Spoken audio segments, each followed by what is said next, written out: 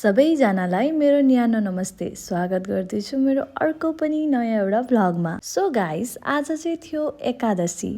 बिहान उठेर नुहाइ गरेर घर सफा गरेर आफै चिटिक्क परेर यता म के भन्छ यसलाई मेकअप होइन, मेकअप त एकदम ज्यादै भयो होला होइन।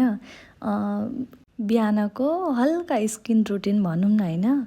यसमा चाहिँ मैले लगाइरहेको थिएँ फेस स्प्रे, अनि त्यहाँपछि चाहिँ मोइस्चराइजर, त्यहाँपछि चाहिँ के भन्छन् अरे सनस्क्रिन त जाडै होस् वा गर्मी नै होस्, घामै लागोस् वा पानी नै परोस्, सनस्क्रिन चाहिँ लगाउन छोड्नु हुँदैन। मैले अगाडिको भिडियोमा नि भनिरहेको थिएँ।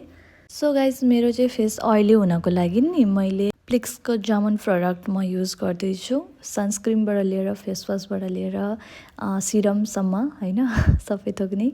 अनि गाइज, रिजल्ट पनि राम्रै दिइरहेको छ, त्यस्तो केही साइड इफेक्ट गरेको छैन। नभए अरू बेला मेरो स्किनमा जे पाइ त्यही लाउँदाखेरि भइहाल्ने के साइड इफेक्ट। योभन्दा चाहिँ अघि म सेटाफिलको युज गर्थेँ। सेटाफिलले पनि एकदमै राम्रो रिजल्ट दिन्छ।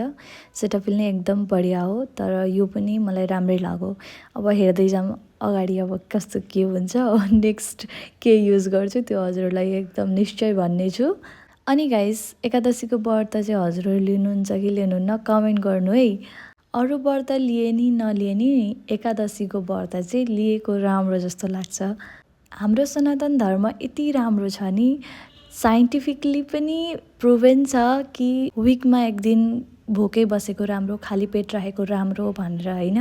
अनि एउटा कुरो कि गाइस, मैले कति जग्गा घुमेँ होइन, कति मान्छेको मुखबाट अनेकौँ थरीका कुराहरू सुने होइन।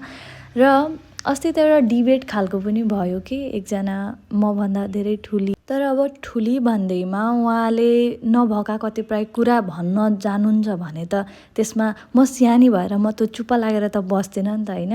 किनभने उहाँले नि एउटा मजाक टाइपमा के गणेशको हातले यस्तो देखाएर, तिमीहरू लक्ष्मी एउटा हुन्छ नि फिगर टाइपमा देखाएर लक्ष्मी गणेशलाई पूजा गर्ने हो, लाइक हुन्छ नि त्यस्तो खालको। अनि यहाँ पनि भन्नुभयो कि उहाँले कि हिन्दू धर्ममा केटीलाई माने दबाएर राख्छन् यस्तो टाइप के। तर मैले त्यो सब चाहिँ सुन्न सकिनँ, किन हो खोइ, मलाई एकदमै राम्रो लागेन। मैले उहाँको रेस्पेक्ट गरेको हो, एकदम राम्रो हुनुहुन्छ उहाँ मान्छे, तर जब धर्मबाट लिएर कुरो गर्नुभयो नि त्यहाँ चाहिँ मलाई राम्रो लागेन। र मैले त्यहाँ चाहिँ बोलेँ, हामी मूर्ति पूजा गर्छौँ किनभने हामीहरूलाई लाग्छ उहाँ हाम्रो भगवान, हाम्रो आस्था हो नि त, त्यो कसैले पनि त्यसलाई ठेस पहुँचाउन सक्दैन।